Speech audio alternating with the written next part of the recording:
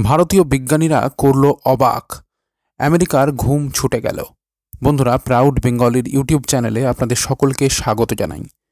America এককালে বিশ্ব শাসন করেছে, তারা বিশ্বের ঘটনা প্রবাহকে নিয়ন্ত্রণ করেছে একটা সময়, কিন্তু সবকিছুই চিরকাল স্থায়ী হয় না।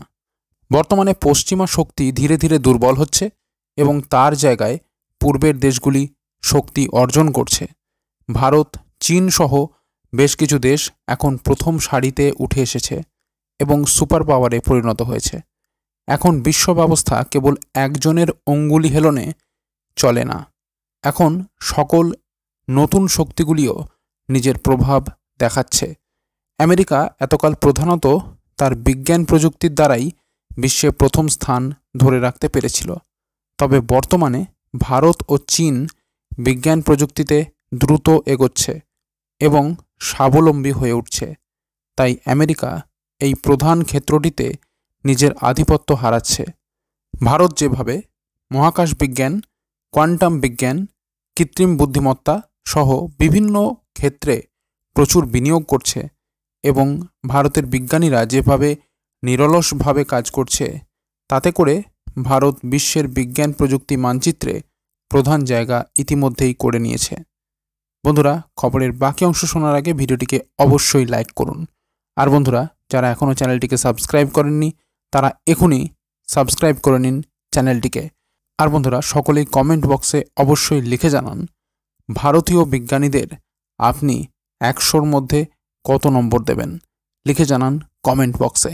ভারতীয় মহাকাশ গবেষণা সংস্থা ইসরো 2025 সালের 29শে জানুয়ারি সফলভাবে NVS-2 উপগ্রহ উৎক্ষেপণ করেছে এবং শ্রীহরিকোটা থেকে তাদের 100তম উৎক্ষেপণের মাধ্যমে ইতিহাস সৃষ্টি করেছে। এই উৎক্ষেপণটি ইসরোর জন্য একটি গুরুত্বপূর্ণ মাইলফলক হিসাবে চিহ্নিত হয়েছে। GSLV F-15 রকেটের মাধ্যমে NVS-2 উপগ্রহটি সফলভাবে জিওসিনক্রোনাস ট্রান্সফার অরবিটে স্থাপন করা হয়েছে। এই মিশনটি ইসরোর 2025 সালের প্রথম উৎক্ষেপণ হিসাবে চিহ্নিত হয়েছে। ইসরোর চেয়ারম্যান ডক্টর ভি নারায়ণন এই সাফল্যের কথা ঘোষণা করেন এবং বলেন যে এই উৎক্ষেপণটি ইসরোর জন্য একটি গুরুত্বপূর্ণ অর্জন। তিনি উল্লেখ করেন যে শ্রীহরিকোটা থেকে এই 100তম উৎক্ষেপণের মাধ্যমে ইসরো মোট 548টি উপগ্রহ কক্ষপথে স্থাপন করেছে, যার মধ্যে 433টি বিদেশি উপগ্রহ রয়েছে। এছাড়াও ইসরো মোট 129 টন পেলোড উৎক্ষেপণ করেছে, যার মধ্যে 23 টন বিদেশি উপগ্রহের জন্য ব্যবহৃত হয়েছে।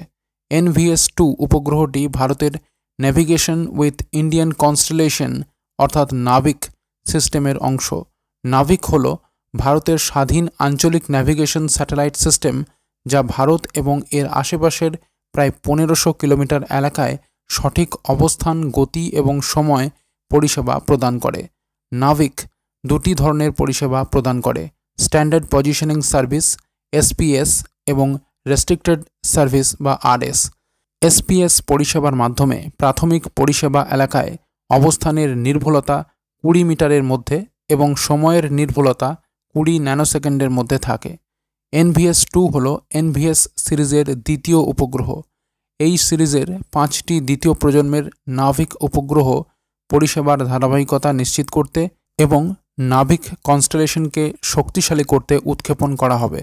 NVS সিরিজের উপগ্রহগুলিতে L1 ব্যান্ড সিগন্যাল যুক্ত করা হয়েছে, যা পরিষেবার পরিধি বৃদ্ধি করে।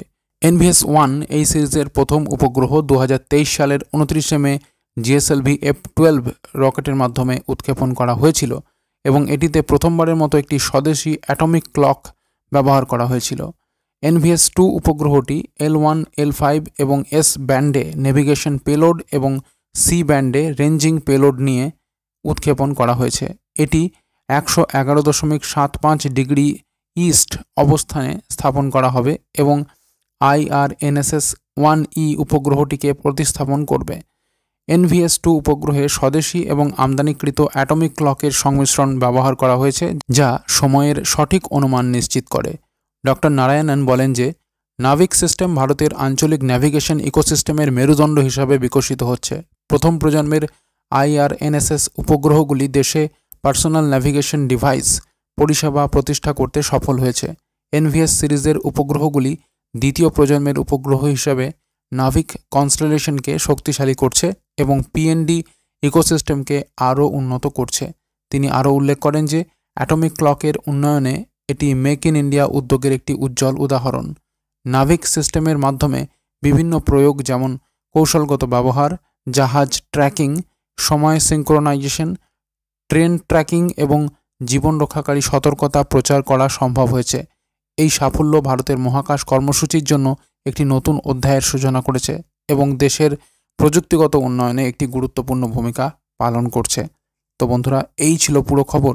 খবরটি যদি গুরুত্বপূর্ণ মনে হয় এবং ভালো লেগে থাকে তাহলে অবশ্যই লাইক এবং শেয়ার করতে ভুলবেন না। আর যদি এখনও চ্যানেলটিকে সাবস্ক্রাইব না করে থাকেন তাহলে এখনই সাবস্ক্রাইব করে নিন চ্যানেলটিকে। আর বন্ধুরা, সকলেই কমেন্ট বক্সে লিখে জানান ভারতীয় বিজ্ঞানীদের আপনি 100-এর মধ্যে কত নম্বর দেবেন, লিখে জানান কমেন্ট বক্সে। তো বন্ধুরা, এখনকার মতো এই পর্যন্তই। সবাই ভালো থাকবেন। অসংখ্য ধন্যবাদ।